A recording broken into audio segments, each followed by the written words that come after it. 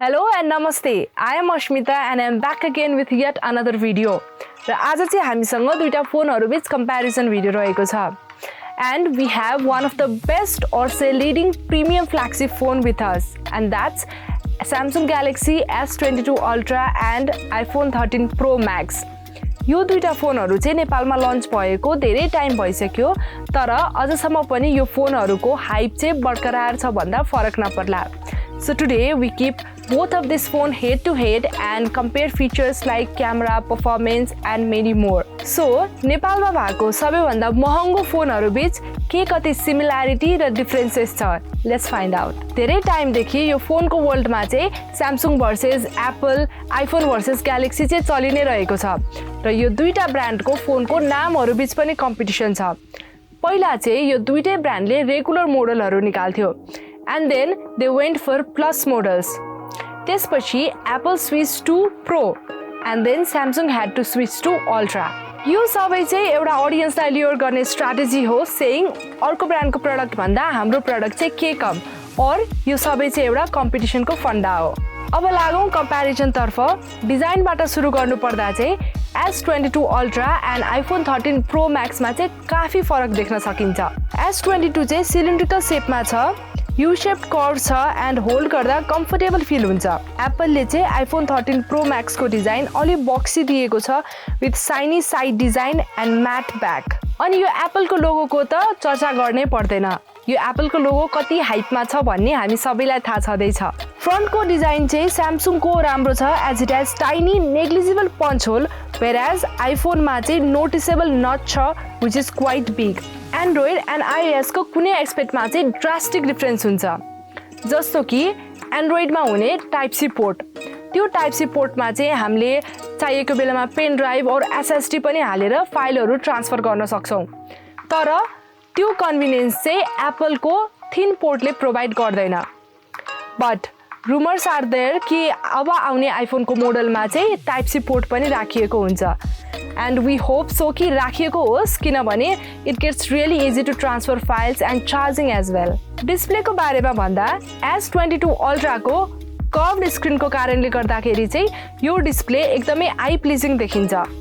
S22 Ultra को side bezels पनि एकदमै सानो भएको कारणले गर्दा यसले भिडियो भ्युइङ एक्सपिरियन्स पनि एकदमै राम्रो दिन्छ. एन्ड आइफोनको फ्ल्याट स्क्रिनमा चाहिँ यो साइडको बेजल्सहरु पनि नोटिस हुन्छ एन्ड यो माथिको नच चाहिँ इट्स इम्पोसिबल टु इग्नोर. ब्राइटनेसको कुरा गर्नु पर्दा S22 Ultra मा चाहिँ brightness goes all the way up to 750 nits.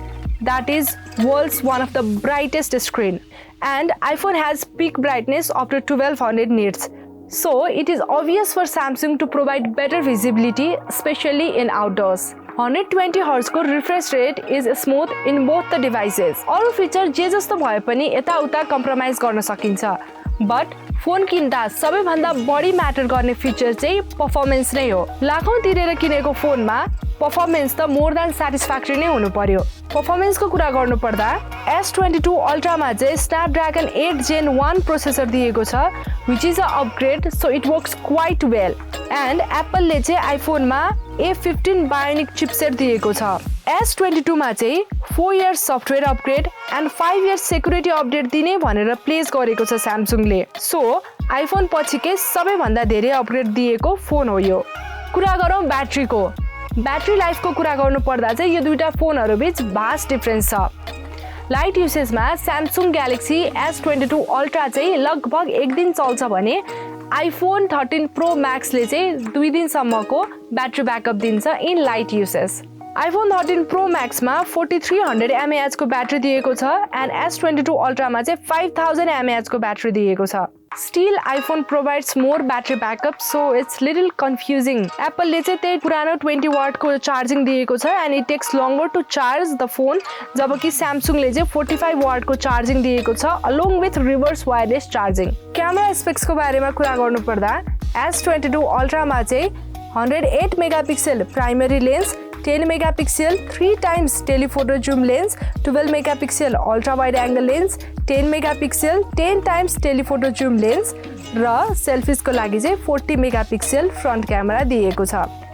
त्यसैगरी iPhone 13 Pro Max को बारेमा भन्नुपर्दा चाहिँ 12 megapixel main sensor, 12 megapixel ultra wide lens and 12 megapixel telephoto lens with 3x optical zoom पाउन सक्नुहुन्छ र यो दुईटा फोनहरुको प्राइस चाहिँ तपाईले स्क्रिनमा देख्न सक्नुहुन्छ टु कन्क्लुड यो दुईटा फोनहरुको कम्प्यारिजनको कन्क्लुजन चाहिँ सब्जेक्टिभ नै हुन जान्छ S22 अल्ट्रा चाहिँ S Pen प्रोवाइड गर्ने ओन्ली अप्सन हो तर S Pen छ भन्दैमा यो मात्र एउटा फिचर्सको लागि यो फोन किन्ने कुरा पनि आउँदैन किनभने आफ्टर सर्टेन टाइम यो S Pen को बारेमा चाहिँ सबैले बिर्सिने नै वाला छन् र हातैले चलाउने वाला छन् फोन र यति भन्दै गर्दा iPhone 13 Pro Max को better battery life camera feature र अरु फिचर्सहरुलाई पनि नेग्लेक्ट चाहिँ गर्न सकिदैन तर यो दुईटा फोनहरुको प्राइस पोइन्ट हेर्ने हो भने चाहिँ मन अलिकति बदलिन सक्छ and I want to add another considerable thing त्यो चाहिँ हो